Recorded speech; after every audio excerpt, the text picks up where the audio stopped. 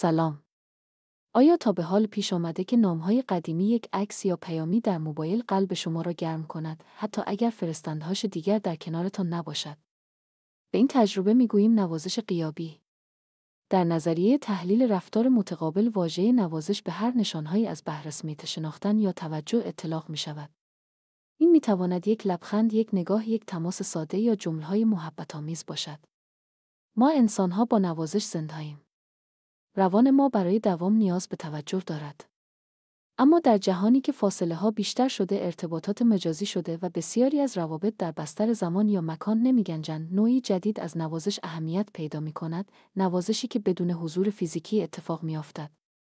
نوازش غیابی به آن دسته از توجه‌ها، محبت‌ها یا اثراتی گفته می‌شود که از فردی غایب دریافت می‌کنیم. ممکن است این نوازش از طریق یک ایمیل، یک هدیه پستی، یک فایل صوتی یا حتی اثری هنری باشد که در غیاب خالقش ما را تحت تاثیر قرار می‌دهد.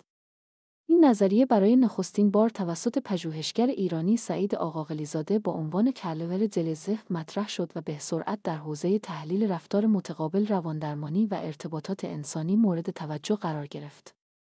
مفهوم نوازش غیابی به ما می‌آموزد که اثرگذاری ما محدود به حضور فیزیکیمان نیست. گاهی یک نشانه کوچک از ما در ذهن و دل دیگران باقی می‌ماند، حتی اگر دیگر آنجا نباشیم.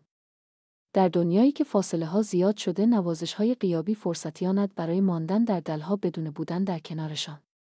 گاهی نبودن کسی عمیق‌ترین نوازش است.